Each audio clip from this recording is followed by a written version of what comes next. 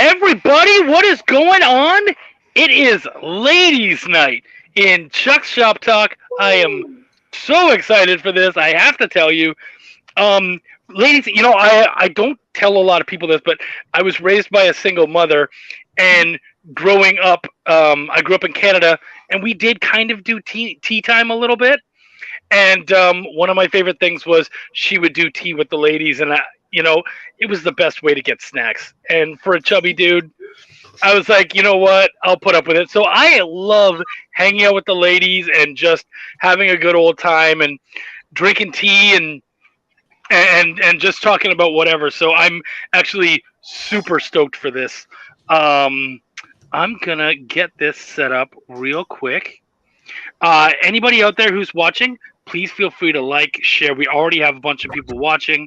Like, share, comment, so that we know on Facebook that you're there. YouTube, you're going to show up automatically, but just comment anyways and like, because we love it when you do that. Here we go. We're public. And so, yeah, we're just going to have a great old time. I'm super excited. We're today talking about, I almost said the wrong book.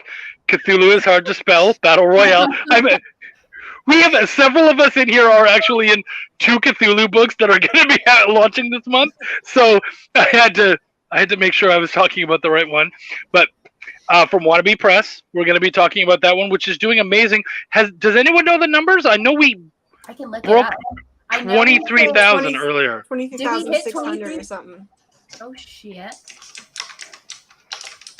I believe that the goal is like 30,666. Yeah. 23,000 something. I switched Nice. over. So we have about 7K to go. So people, check out the campaign. We're going to talk with these lovely ladies, and we're going to show off the campaign, and we're going to talk about all their pieces, and we're just going to have a good old time. So with that being said, why don't we see if we can get the show started? Canadian bacon is actually really good, and it's nothing like normal bacon, and it's better than ham, which you guys seem to call Canadian bacon. I'm very good at writing. I write very well. Yeah, it's Shop Talk.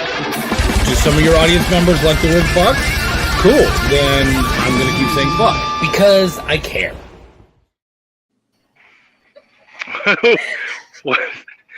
I always love watching everyone's reaction. He did such a good job on that video, and I love it to death. That's so silly. Right? I'm a fan. Cool. So we are out here today talking about Cthulhu is Hard to Spell, the third and possible final installment of Cthulhu is Hard to Spell. Really excited to show this book off, and all of you are a part of it. And I know that often people will come out. I've had people come on these shows before, and they're like, well, I just have a small piece, and I have to remind them, it's an anthology. We all have small pieces. But I'm very excited to kind of hear your inspirations, hear what things, sort of drew you to the project, all that kind of stuff. When he says, so Heather gets to be Baconhead for this one. That's perfect. I love for that. now. Yeah. I'm good with it. Hi, Wendy. Josh Main is around. Nice to see you, buddy. John Westhoff, good. We got people coming out. Great. So why don't we start by everyone going around? We'll go Abby, and then we'll go all the way around clockwise. Let's tell everyone about yourself, what you do, and maybe where they can find you, too. Oh, we're doing that now, before the show. Hi, I'm Abby. I was the artist for Orientation Day in the new Cthulhu book. Cthulhu is Hard to Spell book. I'm color wired. You can find me color wired everywhere. I'm an artist. Talking hard, difficult. I understand that. It's not easy at all. Travis is here. What's up, Trav? Good to see you, buddy. I made it. All right. Emily, what about yourself? All right, I'm Emily Risette. I did the artwork and the coloring for Heather's story over here. Wait, what? Okay, never mind. Here. Stupid. How about that? Whichever way I am. There you go. I still managed to Now you're the bacon head. I'll talk about it. Okay.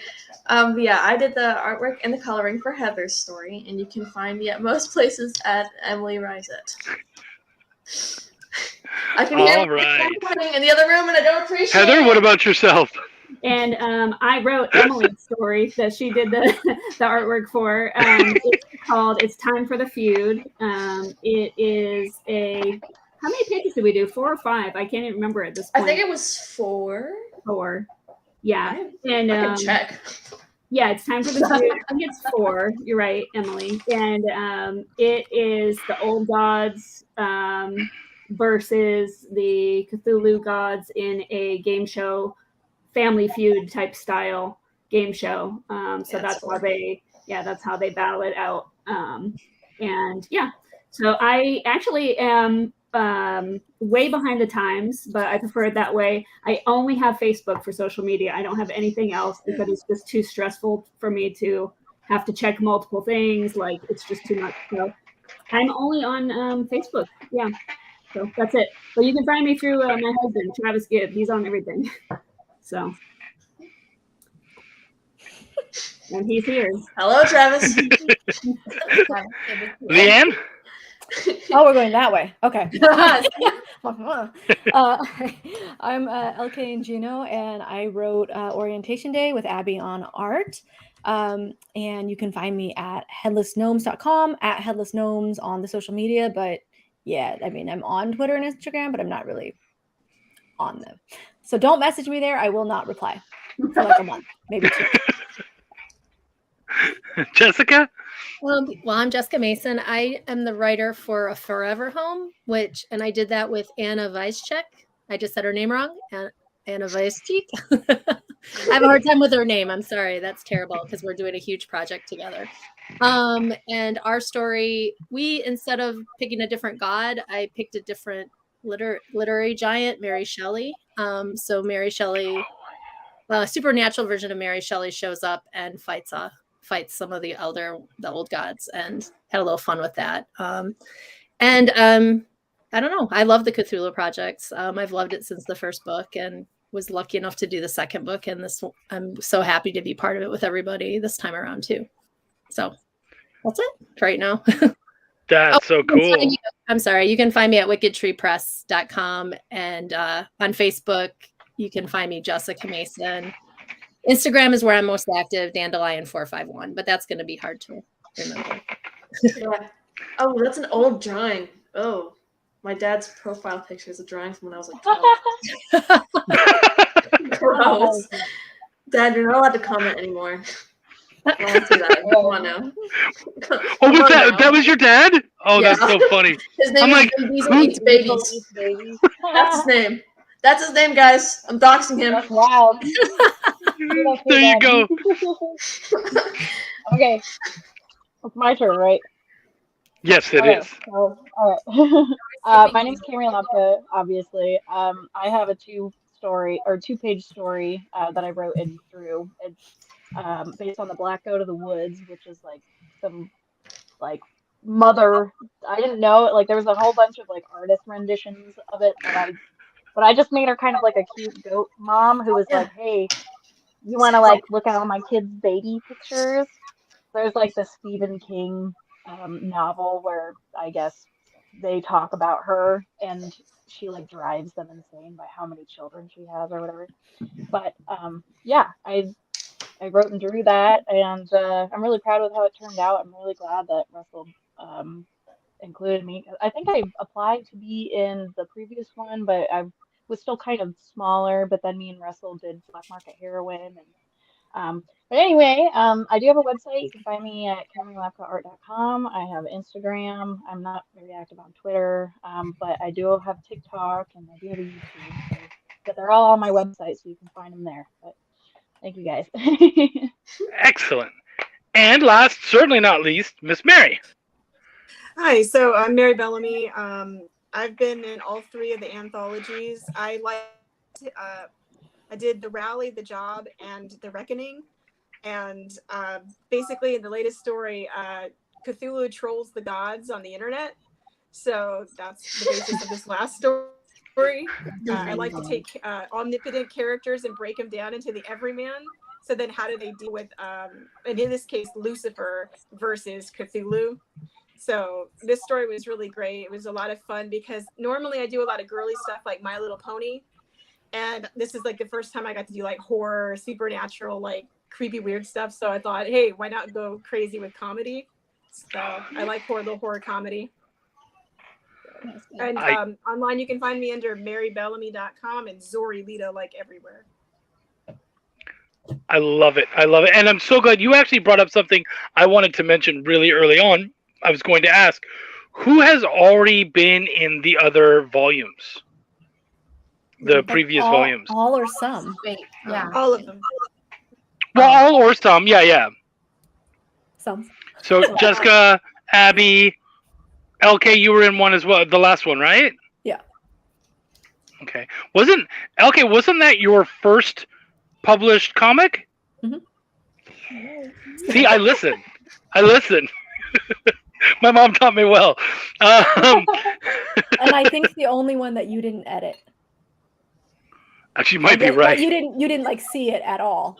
Yeah. Actually, I still don't think I've read it, so now I have to go back and check that one out. I'm excited. So the newbies to the series then, Heather, Emily, and Camry? Yep. So how was it for you three coming into such a kind of prestigious series and seeing what had come before you? Was there any of that, was there any kind of worry? You'd already been accepted, so hopefully some of that imposter syndrome is gone. How was that for you guys, being able to kind of show up and be a part of this new big thing? Well, this isn't my first Cthulhu rodeo, so I have a little bit of experience with Cthulhu specifically, but I mean, other than that, it was cool working with like all new cast of people, almost someone other than like Travis for once. I was super scared. Full offense, Travis. So Cthulhu was hard to spell. I actually have the first 2 books, and you see my bookcase back there. They're in there. Russell and I had worked on Black Market Heroin, so I feel like I kind of got an in on the 3rd book because I think I applied for the 2nd one, but didn't get in, which is understandable. Like, I'm still kind of an up and coming artist. But now I'm like super stoked because I always wanted to be a part of like a really big anthology like this, so I'm like so excited. Even though I got only 2 pages, like now it's a chance for me to showcase my skills and how far I've come, and so I'm just very grateful. And for me, so my husband Travis was in the 2nd book, and so I remember when we got that from the Kickstarter and we got it shipped to us, I was like, oh my God, this book is so cool. And then I started looking up and I saw pictures online of the first one. And so I remember when there was a call for submissions and I just had this idea flash into my head, and I was like, okay, this would be so cool, like to see this come to life. And I remember, Chuck, when you came to visit to Florida last year, we went out one night to this bar, and I remember sitting at the table and talking about this. So this goes back like almost an entire year ago. Yeah. We were sitting, having a beer or whatever, and I was like, I got accepted into the book, and Emily's going to do the art and everything. But I think that I probably just got it because, Russell has worked with Travis before, and you and Travis are both like, oh no, Russell like holds a really high standard. He would not just allow you into the book if he didn't really believe in this. And so I remember that conversation, and from there I was like, okay, the imposter syndrome kind of went away a little bit, but then once Emily like put it to life, I was like, oh my God, this is so fun, and it's funny, and I love it. So yeah, it's been really good. It's funny. I do remember that. And that night was a lot of fun. But I actually tried to get into the first one, and I already had a finished piece and everything, and I didn't get in. And I realized it was because Russell very much has, and the series has this as well. It's a very much kind of dark, whimsical sort of thing. And what I wrote was not whimsical. It was just straight dark. And it didn't fit the feel of it or anything like that. And so, yeah, if it doesn't work, he's not going to put it in. And I do respect that. And it's funny because I tried to get in the first one, and now here I am getting in the third one as an editor for Leanne's piece. Yeah, that's a cool thing about wrestling. And there's my mom, who I was talking about earlier. Hi, Mom. Thank you, Mom. Everyone's mom now. Oh, that's great. So actually, Chuck, I have a question for you. How many of us have you met in person? Nobody, I don't think. You, I met him at Emerald City. Maybe. You, Heather, and Emily, I have met, and I hope to meet everyone. Though I mean, I have to say, I love the comic community and being able to like get out on the road and meet everybody. I mean, are you guys all still doing shows right now, or is everyone still kind of easing into that? I'm doing Comic-Con in San Diego, and I'm probably gonna do a panel at WonderCon. Yeah. Oh, that's so cool. Yeah, my town just. Oh, sorry, I don't want to talk over anybody. Okay, in my town, this is their first Comic-Con that they're having in my town here in Washington. So I'm doing their April show, their May show, and their June show, and then I just applied for Emerald City again. So hopefully I get on that, and then I also applied for SummerCon here in Washington too. So I'm hoping to do that, but we'll see. My application has not been accepted yet. So yeah, so it's gonna be a full year. I'll be at the Space Coast Comic Con. Okay. Jessica, are you doing shows?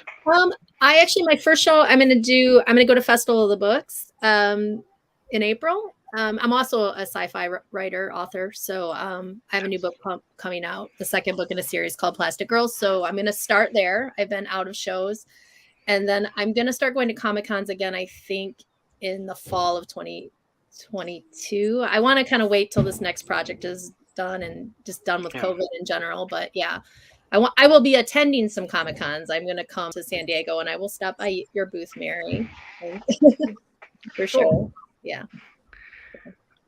Abby? I've been doing local conventions, but I'm pretty broke, so I probably won't be doing any ones that are not local unless I can figure it out. I would love to attend even, but it's expensive. Have you tried Pro Passes? Yeah. Pro Passes? What's that? Yeah. A lot of conventions, if you're a professional, if you prove that you were published in 3 things, you can get in for free. What? That's how I first started. Are you serious? Yeah, that's how I Wow, that's crazy. What? Oh, Pro Pass. Thank you. Pro Yeah, Pass. no worries. I mean, That is so I weird. mean, You know what? That Down. actually begs a really interesting question. Sorry, and actually, Leanne, part of the sound. you have some shows coming up. You're doing WonderCon, right? I haven't heard back, and it sounds like a lot of people are hearing back. So I'm like, I don't know if they've sent out all of them yet or not, or if they're still like finalizing. So, but I might crash it and see if I can get an abandoned one or something. So that actually segues perfectly into what I was just about to say, and that is, I actually have a hard time now going to shows when I'm not at a table, because I would much rather be there selling and doing that. Do you guys have the same thing, or do you just not care? You just want to be. My boyfriend we were talking about this the other night because he was like, I want to go to a Comic-Con with you and walk around with you. And I was like, I would kind of rather be behind my table because I want to talk to people and sell my artwork. It's like, don't get me wrong, they're fun and cool if I'm not working, but at the same time, I'm like, then it's like worth it, and I can like put my stuff out there whenever I'm there. It's fun. It is fun to put your stuff out there. I'm like completely the opposite. Nice. My sister comes with me to all of the conventions that I do, and she sits at my table, and people think that like she's me because they see her more than they see me because I'm out talking to the people at the different tables and like making friends and stuff. So like I love the people that buy from me, but they don't know who I am. So if it makes you feel any better, my dad has to verbalize that he's not the artist and I am. Like every single time he sits with me at a convention, every time without fail. My sister and I look a lot alike too. Mm-hmm. So she's got like a white streak in her hair, but people still are like, "So are you guys like who's the artist?" And it's usually me, and I'm usually not there. See, I never understand why people get like really lost, because I have like drawings of myself like everywhere, like the big fat like Emily Risette plastered, and they're still like, so what do you do? And that's not me. That's my dad. That people I'm a 40-year-old man. Yeah. Well, for me, I like both of it. What I do is San Diego is the only one I sell at, unless I'm a guest or something. But I like the other shows because I'm always on panels, which means I can talk directly to the fans. But then I can spend the rest of the time chilling with my friends. I can squat at their table for a while and not have to worry about, oh no, I've got like 400 books to sell and there's all these people walking by. Because for me, Comic-Con is like sales mode. You just see like, hey, there's a kid. I got a picture of that kid. I got a picture of that person. Like focus. And I have this like whole pitch down, and I'm like, I see this line super fast, and they're like, what did you say? And it draws everyone in, but it's like otherwise the other shows are just like, I just want to chill and get out of the bat cave because I'm like in my house all the time. I was doing work from home before COVID was even a thing, so it was like, guys, I need humans. I need to talk to a human. So. Hey, it was really cool when I got to, because Emerald City was the first biggest convention that I was ever a part of, and then I got to meet Chuck, and literally we were like a table down, which was like really weird, but it worked out. So then afterwards we went to a buffet and just hung out and talked, and that's we went to that was important. That was an important story. Was the buffet? Yeah, it was buffet. Tell us. It was like buffet. It was like a little ways, like 15 minutes out of the downtown Seattle area. So I had no idea, because we tried to go to like a Thai place, but they were out of food. Oh, wasn't that hilarious? We show up because our buddy Braden brings us there, and we show up, and he's so excited. He's like, "This is the best. You guys are gonna love it." And there's this like crowd coming out, and we're like, "Hey, what's going on?" They're like, "They don't have any fucking food." Like, that's how they said it. And I was like, "What do you mean?" And people kept saying it over and over. There's no fucking food. I was like, "Oh, okay."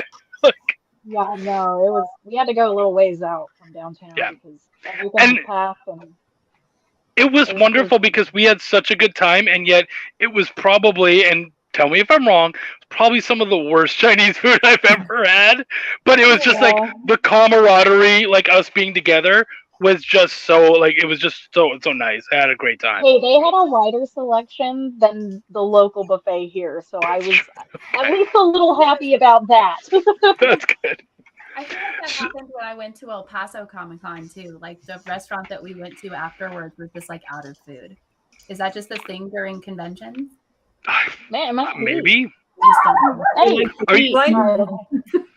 Abby, are you in Texas? No. Oh, okay. I only ask because I am. No, I'm in New Mexico. Oh, okay, that makes sense. So why don't? Oh, no. What was that? I was just curious where we were all from. Let's do that. Where's everybody from? If you want to say, of course. If you don't, I get it. So Abby's from New Mexico. Heather? Florida. Yeah. Florida represent. Leanne? Greater Palm Springs, California. So, I don't know. It feels chilly to me. It's 63 out right now, so. Okay. There you go. I'm like, under 70, I'm cold nowadays. Oh my God. Me too. Jessica? I live in Los Angeles. I'm from Michigan, but I live in LA. So. Yeah. Camry, of course, you're from? I'm from Montana, but I live in Washington. And Mary? Los Angeles. Nice. Okay, so we have a lot of left coasters. All right, cool. So I was going to ask, why don't we go into because we've had such a delightful chat already. I'm having a great time. I feel like I've got to know you guys already. Why don't we talk about your inspirations when it comes to your story, or because some of you are artists, your take on the story. So Mary, why don't we start with you? Okay, so I am very much known for doing cute, happy stuff, but with a twist. So it looks cute, but the story's kind of a little dark. So if you read Aw Heck, it's about a girl who goes to hell, basically, and she's trying to escape and get back to being alive. I'd never been able to do anything with like mythos with like pre-established characters, so I thought, wow, Cthulhu, it sounds fun. He's this omnipotent, dark, evil entity. What if we broke him? What if we made him second banana to Lucifer? The devil of the whole universe. He's the ultimate evil. And my very first story in the first anthology, Cthulhu oversleeps, and he misses the rally where Lucifer's calling all the gods. So all the gods are part of the original story. So he oversleeps. He's like, oh no, I've got to get to this meeting. I got to get there. And Lucifer's already given all the jobs away and he's all depressed. And the second one is about Cthulhu's trying to find a place in Lucifer's plan, and Lucifer tricks him. And the last one is how he gets his revenge. So I kind of wanted to make him that underdog, kind of that Charlie Brown of the gods.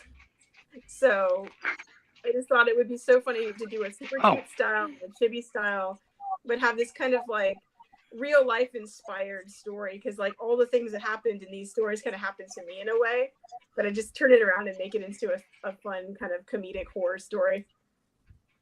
God, Mary, I love your art style too. I see it on Facebook every so often, but oh my God, I just like, God, thank you. So wonderful.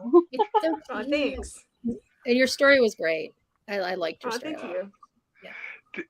This is the best part of. This is the best part about having a ladies' night. Is the love fest is right there. It's just like I'm so often in panels with all dudes. It's just like, yeah, it was good. All right, let's move on. And so it's so nice just to be like, I love your art style. I love your it's great. Have you showing her? Oh. Well, I mean, I think all of us were kind of in a male-dominated, like, Angela, I see her. I love her. No, I mean, comics are very male-dominated. So now when all of us females can get together and be like, "Hey, we're here to support each other. We're trying to do our thing." It's great. I love it. I'm glad you're hosting. I got started. In fact, like my very first books were anthologies, like Furlough, Manga File, Mangazine, because there was no other way back when I started in comics for girls or women or anyone not in the mainstream to get in. You draw cartoons? We don't publish cartoons. Ew, anime? What the heck is that? Yeah, for real. In the 90s, you would get rejected for having anime influence. And I'm like, look at everyone. Oh my God, the anime stuff. Oh my God. Yeah. It was funny. Oh my God, that's so cute. Can you draw me? Tokyo Pop said I wasn't Japanese enough, and American Comics said I was too Japanese. So it was hilarious. And I've always been in that zone too. I've got my little cartoony stuff, and sometimes I draw like really dark stuff, but it's all really cute. And like some people are like, "Oh man, you don't draw like superheroes and stuff. You're all cutesy." And I'm like, "Hey, sometimes cartoons can be really dark too, you know, or really sexy."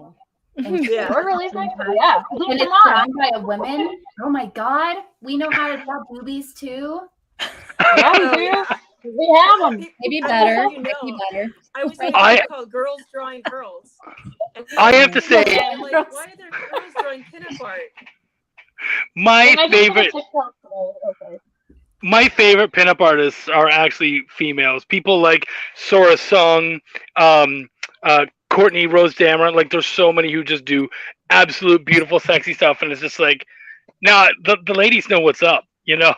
So yeah, I'm so glad to see you guys being given the chance to really show what you guys could do in every aspect. Like, I think it's amazing, and it's so exciting to see, especially as someone who has daughters and wants them to have that opportunity and whatnot. So seeing you guys break that barrier is just amazing, which was another reason why I wanted to have all of you on here to just discuss this and show off what you guys do.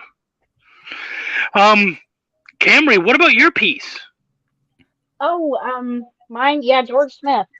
He has been a character of mine for a while. I've wanted to do a story about him. It's very Pacific Northwest inspired. I moved up here, fell in love, and I was like, hey, you know what?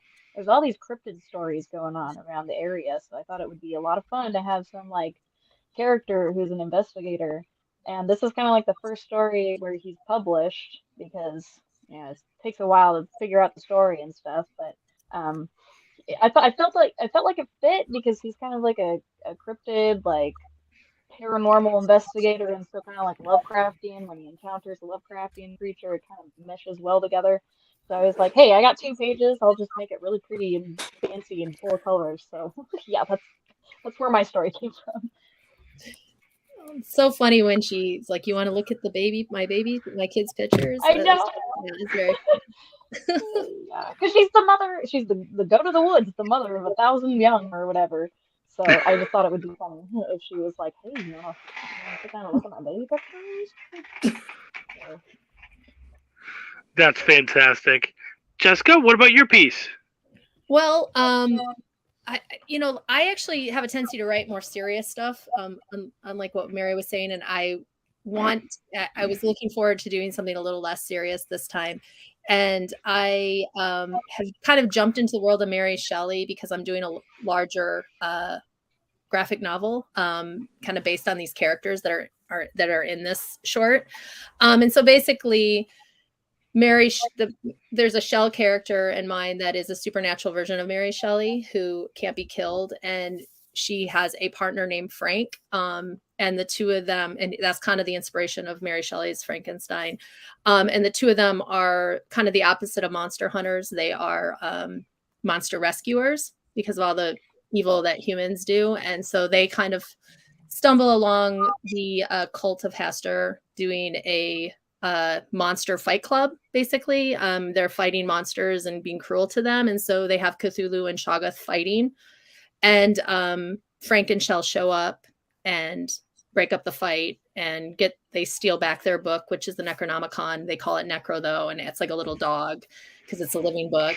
And they're like, let's show them how you do a real, open a real hell mouth, and they kind of fight them off and do that. And then they make Cthulhu and Shoggoth come, they kind of shrink them down into cute forms, and they all walk off into the moonlight together back to the school that the larger graphic novels based on. So yeah.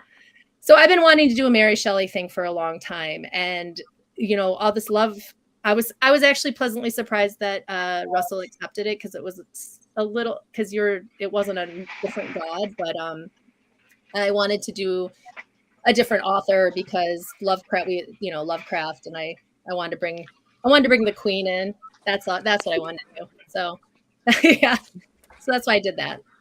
And I actually was so grateful to meet Anna. Sound. Oh, what? Oh, I thought she. Anna is a fantastic artist. I actually did another anthology where she had her own piece in, and this is why I love anthologies. I saw her art, and I just was blown away how she did fire. It was like the weirdest, most random thing, but I liked her use of light. And I've never actually met Anna. We do everything virtually because she lives in Poland. And I just emailed her and said, do you want to do this other anthology with me? And she goes, yeah, let's do it. And we had a great time. And now we're 75 pages into another project. And so that's so cool. Yeah, it's just why I like anthologies, and you get to know people's work, you get to know their style, it's just, and you connect. I would never have connected with her unless we had done Nightmare, not to plug another anthology, but if we hadn't done Nightmare Theater together. But yeah, so. Well, and you guys can always talk about the other stuff that you're doing. Of course, we are here for Cthulhu is Hard to Spell, but I mean, we still all have other careers and other things that we're doing. So yeah, you can certainly talk about it. And Nightmare Theater was a really good book too. Yeah, it was fun to be in that one. Yeah. I love it. Yeah. Bless you. Yeah, I have another one I'm going to be in, I think March 10th it is. It's called Do Electric Sheep Play Video Games? And it's my first sci-fi anthology. And That's it's like an about- Asimov sort of, that's cool. Yeah. It's going to have basically the premise is there's this little robotic rabbit companion who's desperate to save his owner, who is trapped in a medical ship that's basically gone rogue. So it's traveling through the universe with his owner for like 50 years, and he's trying to play cat and mouse with this AI trying to rescue her. So that's like my first foray into sci-fi. That's cool. That's really cool. And it's funny because, like I said earlier, we have a another Cthulhu book that we're doing that's being published by Heather's Orange Cone Productions. Do you want to tell them real quick about Cthulhu Invades? Yeah, so it's a follow-up to Cthulhu Invades Oz that we had done at the end of 2020. And, well, by the time it was printed and everything, it was beginning of last year.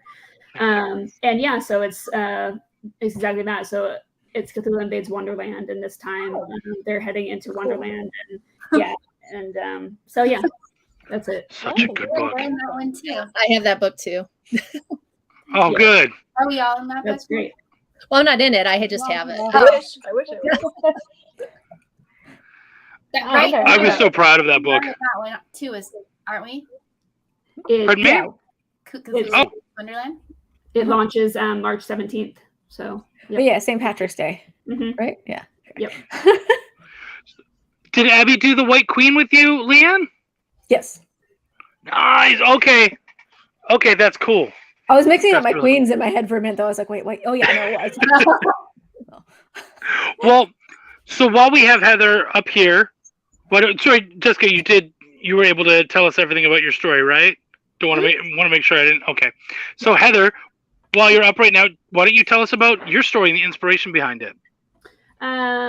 So I guess the inspiration would be Louis Anderson, God rest his soul. He used to be the host of Family Feud. He wasn't really my inspiration necessarily, but I do enjoy game shows in general. I thought that it would be really funny to do a battle at a game show. I've always wanted to be on a game show. It's my dream. I want to be on Wheel of Fortune. And Family Feud maybe one day. But so yeah, I tend to write things that are on the quirkier or funnier side. I kind of set out sometimes to do more serious stories, but it doesn't really turn out that way. I just kind of have a weird sense of humor, and I think it comes out. And so, yeah, it wasn't really inspired necessarily by anything other than that I thought it would be funny. And thanks. And Emily really put it to life because, I just when I have an idea, it's just in my head and then I write it down and I'm like, okay, I hope somebody can make sense of this. And she did. And she's local. We actually live not that far from each other. So we're lucky that way. And so we're able to see each other around town and stuff and different comic stores and things like that. And so she took exactly what I was thinking in my crazy head and she put it to life. So yeah, so that was really it. I just wanted to do it because I thought it'd be funny. And I have no doubt that that it is funny because being able to hang out with you and whatnot, we had such a good time. We did.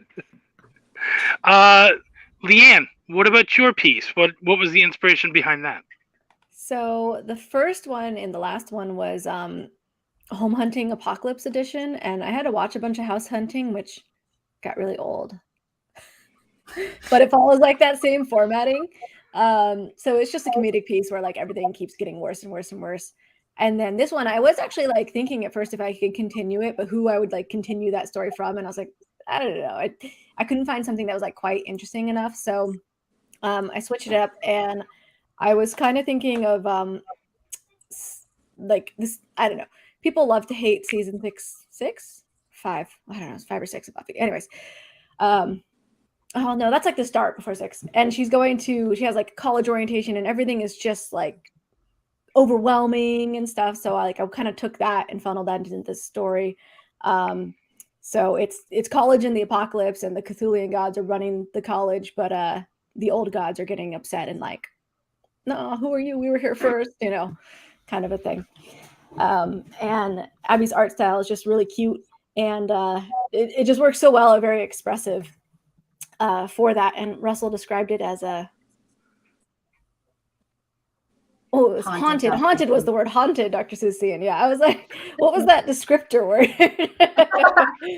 But it was a good, like, as soon as he said that, I was like, oh, yeah. Yeah, I see that. Here's a compliment for Abby, and it's going to seem weird as a compliment, but Abby, I haven't really seen the art much for this piece. I work on almost everything that Leanne does. I edit most of her stuff, and I remember going over this piece and whatnot, and she will often late at night, because she's on the West Coast and I'm in Central, Like she'll send me 1 a.m. Pardon me? Nothing. Oh, she'll send me pieces of art, like, what do you think about this? What do you think about that? And I don't think she sent me a single piece of your art, which means she got it and she went, I am very happy with this. Let's keep going. She didn't need any help. So yeah, I think we have very, very few edits. Is that weird? No, Sorry. that's always great for the artist and the writer. You're Yeah, like, no, "God, it's no, so I gotta refreshing do when I it." don't have That's it. a good Oh my thing. gosh. Yeah, I think I just need to get each other, so you don't have to. And Yeah. it saves me so much time when I don't have to be like, oh, we need to edit this and this. So Oh. I'm always happy when there's like And nothing. usually when artist and writer mesh, it's like, oh yeah, no, we good. Looks good, Yeah. great. I'm it's like, the best. we mesh. It's the best. And it makes all of our lives so much easier. As a writer, you're so much happier when you can just be like, great, next. And as an artist, I'm sure they're just happy when they can be like, oh, cool, like I get to do whatever, I know the confines of what I'm playing with, because we have such a good rapport. I can just go do what I do, and I don't need to worry as much. And then you're a masochist like me who does both writing and doing the art. Yeah. Writers Don't get mad at yourself. blow my mind. Blow Yeah, my mind. you Like, can, I'll start to Rachel. write down a story and I'm like, I don't know what's going on. Yeah, I'm glad my story was only 2 pages because it was easy to just put a bunch of artwork in there and be like, we good. Yeah. Abby, what about you taking Leanne's piece? What was kind of the inspiration for the aesthetic, and how did you get to kind of put your own fingerprint on it? When I read the story, I was like, oh, this kid's anxious.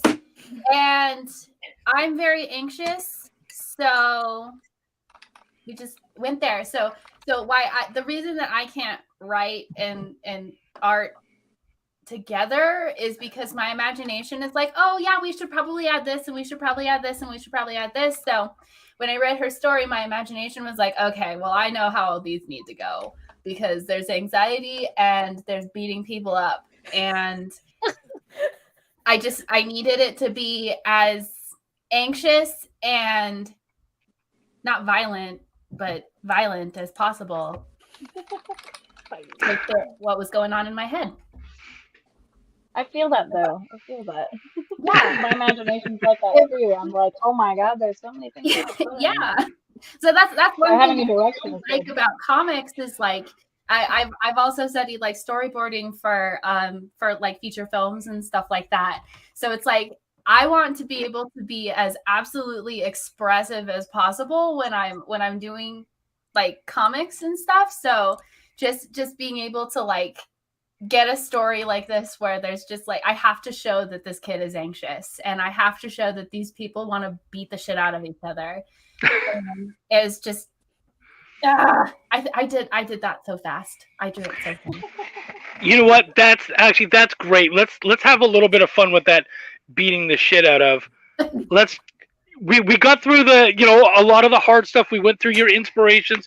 We went through a lot of the stuff you've worked on. So let's have some fun. You're taking on Cthulhu, and you're given a magic weapon. That it's your magic weapon. What is that weapon? What is the weapon that would be made specifically for you to take on Cthulhu? Braden, you're magic marker. You use a magic marker. Yeah, I'd write all over him. Yeah. That's great. I'd ruin his self-esteem, and his public image would be destroyed. Yeah, That's great. Throw a mustache on him. He'll be all good. That's great. That is amazing. Yeah. I don't know if I can top that. Right? Like if this was the dude panel, right away we'd be talking about different types of swords and stuff. And I'm so glad right away we got magic marker. I'm like, okay, great, cool. This is gonna be fun. And that was funny. I was thinking of a sword too, but I was like, No, dude, whatever you would use. Like My brain went magical Cthulhu sword, defeat, whatever. No, magic marker is way better. I think, what do they call that? What do they do in Superman when they put the bad guys into that the square? Tesseract thing. Yeah, thank you. That's The what Phantom Zone? they throw them into space. I think I need some. Oh, the Phantom Zone. Yeah. Zone. I need way to put. I need that power, whatever that. I shouldn't have brought that up because I can't. Bag of holding. That's them right in the power there. that I want. But... Abby, what would you use? The first thing that popped into my head was broom, mostly because I would be anxious and probably just give myself up to it. Like my New Year's post this year, everybody was like, I'm looking forward to the new year because it's going to be a so much better year. And I'm like, the elder gods don't care. Like if they're going to end the world on January 5th, like they don't care. So weapons, no weapons, doesn't matter. I'm anxious. They'll kill me. The broom is just to work out the anxiety. Like, oh yeah. You can I'll project my anxiety onto him, and he'll be like, "What the fuck? What is going on?" When you said broom, immediately I was like, "Oh, is this some kind of witch thing?" And then you're like, "No, it's just whatever. It doesn't matter what I have." I love that. It's futile.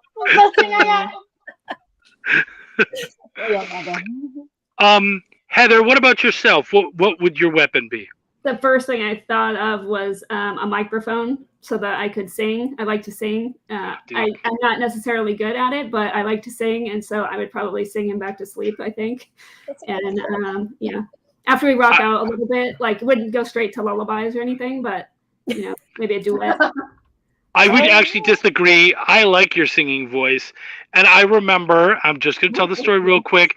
When we were over at the Gibbs house, I was sitting on the couch. I think it was early in the morning, and she was singing to their son, Remy, and she was singing a song from the Bare Naked Ladies from the first album from Gordon, and that's something as a Canadian teenager at that time, like we sang that whole album. I was also in choir, so we would sing it all the time.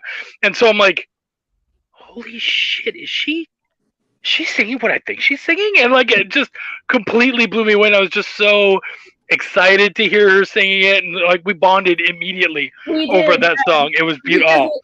It was just like a snippet from a particular song that's really not even that well known. And he's like, oh my God, are you kidding me? And so, then we bonded. So yeah, it was pretty big. So you're talking Cthulhu karaoke. Is that where we're going with that? I love that. All right, let's do it. That would be good. What would be your song to take down Cthulhu? Like, what is the one you think you're going to be able to beat him with, or at least give him a hard time? Travis and I like Meatloaf a lot, and I really like to sing "Paradise by the Dashboard Light." So I would do the girl part in that and rock it. So I know people can sleep, but if it was like a duet, then I think we could. He might just respect you enough that he lets you live after that. And he's like, that was really good. I can't get rid of you after that. Leanne, what about you? Or LK, what about you? I mean, I just kind of want one of Sailor Moon's scepters, so... Oh, dude! There. But I mean, she always gets brought back when she dies anyway, so... At least give you the shot. I like that. That's a really good choice. If you had the opportunity to do a fourth Cthulhu book, what do you think? Is there like a theme? We've kind of seen these themes sort of change. Is there a theme that you would like to play with or see played with as far as Cthulhu is hard to spell moving forward? Cthulhu romances. I'm gonna let you guys think on that for just a sec. Braden came on, asked how late he was. You're fairly late, but you're here, and that's the important thing. Braden is in the hospital sick, so we're so glad you're here, buddy. Aw. And he read Fangs and Foul Play, which is Leanne's book. I saw the picture and I was like, I'm gonna comment on it, and I'm glad. Braden's wonderful. We really hope you liked it, buddy. And we hope you get better, of course. So yeah, does anyone have any themes that they think that they would bring to the next one if that was an option? Ancient God It's tough. romance. It's hard Okay. because when Russell first announced the book, I had already had 3 stories in my head. I'm like, please, but there be another one and another one and another one, because I just wanted to get to the end, because I just like playing with them. So I don't know how much more I can torture Cthulhu. I'd have to think on that. That's fair. So somebody on the last oh no, Russell said it. We were on a stream with Russell a couple days Wednesday? ago, and he was talking about nudity and how that wasn't allowed in his books. Is that your way of saying you'd You want want an naked adult one? Cthulhu? Like, Yeah, because I Cthulhu want to know, hentai? like, Cthulhu always naked though. I mean, yeah, But he's got but the whole like- tentacle action, like hentai. like yeah, and on the cover, like what's hanging off of his chest? Why does Cthulhu get to be that Yeah, naked? they like boobs. that's a fair statement. Somebody said romance, so It could Well, be and like a Pretty Woman version. Like he Let's- goes around and gets to try on all Sexy the outfits. Cthulhu. like gender bent Cthulhu. I think I want to That say sounds I would right. drive. I would drive. Me me too. Yeah, I Sounds like think we're on something. I'm sure that there is a group of people that would love Cthulhu erotica. So I think actually that could work very well. Russell's Right. not- Actually, I do have an idea. I could make him one of the maids in Ah Heck. When Ava goes to Heck, Yeah. she's forced to be a maid, and she has bunny ears, and she's forced to do whatever she's told. So I could have Cthulhu be stuck in that life. Cthulhu. Cthulhu wakes up There and is a his steam mother. game. Oh. Wait, what? Well, now we know what everyone is. Yeah, I know, right? Now we know what everyone's searching for after this is done. Yeah, you're welcome. You're welcome. Pat. I love it. Oh my God. Oh my goodness. So we're starting to get close to that. Did anyone else have any other ideas before I start to close it up? No? Okay. No. So, guys, thank you so much, guys. This has been so much fun. Why don't we go around the room? I would love for all of you to introduce yourselves, tell everyone where they can find you, and if you guys have any other projects that are coming up, because of course we spent almost an hour now talking about the amazing book, Cthulhu. I almost said it again. Cthulhu is Hard to Spell, Battle Royale. But if you guys have any of your own projects, I would love to hear about that. So, you know what? Let's start with Jessica. Jessica, do you have anything? Tell us all about yourself. Say goodbye to the fans, and tell us about anything you got coming on. Okay, well, I'm Jessica Mason. You can find me at wickedtreepress.com. I have a sci-fi trilogy called Plastic Girl. Plastic Girl Extinction. The second book is coming out April 22nd. I am going to be at LA Festival of the Books that weekend. I'm going to actually be there with Russell and another writer that we both know. So if you want to come to LA Festival of the Books and come see us, that would be fun. I do have a big graphic novel project I can't talk about right now, but soon I'm going to announce. So yeah. All right. That's it. Keep your ears out for that announcement, folks. Camry, what about you? All right. I'm Camry, obviously. I have a lot of projects under my belt right now that I can't really talk about. A lot of them are really independent, smaller people. But I'm working really hard on them. I do work on cat trails every month on Webtoons. You can find me. My website is CamryLapkaArt.com. I'm on Instagram. I'm on TikTok. You can find all those links on my website. yeah, I'm just doing a bunch of art and hanging out, and this anthology is the next bigger thing that I have. So thanks for listening. Mary? Okay, so I'm Mary Bellamy. You can find me at marybellamy.com and at Zorilita, pretty much everywhere, Twitter, Instagram.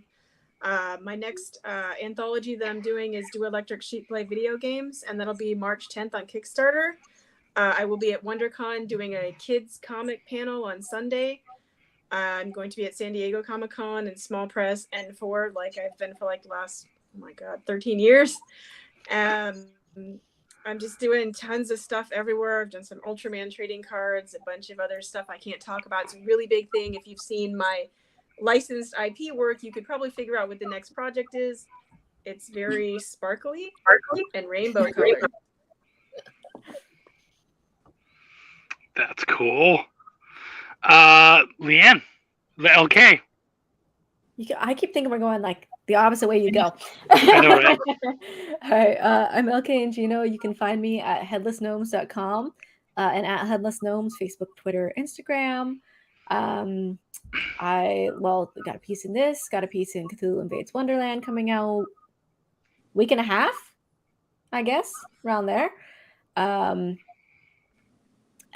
got a piece in a Florida anthology that I don't think the date's been just announced yet, but it's supposed to be in like the next 2 months. And Fangs and Foul Play 2, probably late May. Yeah. So you can get issue 0 at fangsandfoulplay.com. Yep.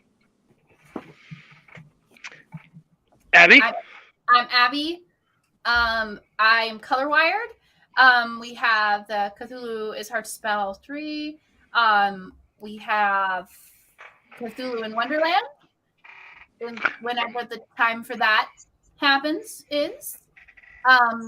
I am also working on a webcomic that we're trying to release on Webtoons later this year with my sister. It's called The Crystal Peep. I can't really talk about it because there's too much to it. I don't know. But, colorwired.com, colorwired Instagram, Twitter. I'm kind of active. I only post Destiny memes and my art, so. And last, certainly not least, my good friend Heather. Hey, so I'm Heather Gibb, and I co-own a small publishing company with my husband, Travis Gibb, Orange Cone Productions, and I do most of the editing for the books that go through there. So I've really branched out over this past year, and it's kind of all like coming to fruition now because, you know, like a project takes so long, even if it's like just a little 4-page story or something. So I have my story coming out in this one, of course. Cthulhu is Hard to Spell. And then I have a story coming out in Cthulhu Invades Wonderland, which is on Kickstarter March 17th. And then I actually have my first single issue all by myself, big girl book. It is called Pup Van Winkle, and it's a story about a dog that falls asleep one day in the forest, and when he wakes up, it is 15 years later. Kind of a play a little tiny bit on Rip Van Winkle, but it ends there, like the similarities. And when he wakes up, he has found that dogs are now banned in his town, and he can't go back to town.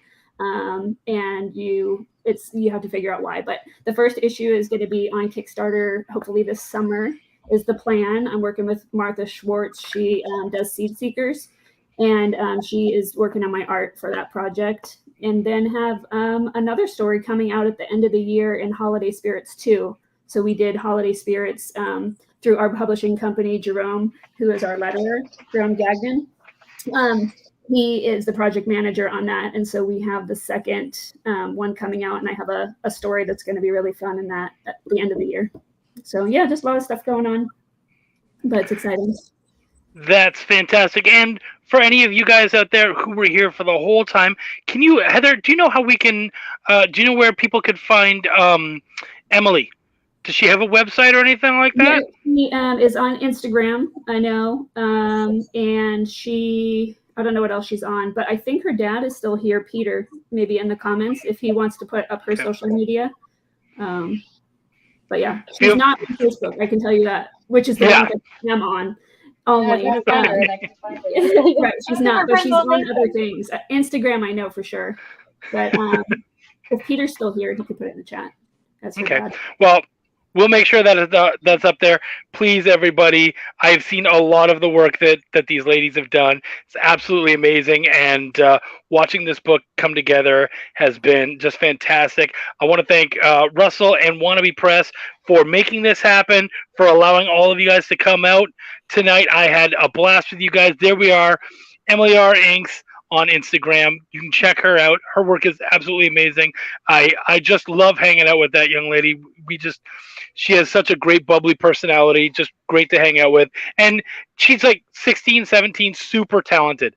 So where she is now and where she's going to be when she can legally sit down with us, have a wine and chat, it's going to be just amazing to watch. So yeah, thank all of you ladies. I appreciate you all so much for coming out and hanging out with us and telling everybody about what is going to be a wonderful book. All of you guys out there, take care of yourselves. Check out the book. It's on Kickstarter right now. Peace, love, and comics. And you know me. My name is Chuck, and I give a fuck. Take care, everybody. Thanks. Bye, everyone. Bye.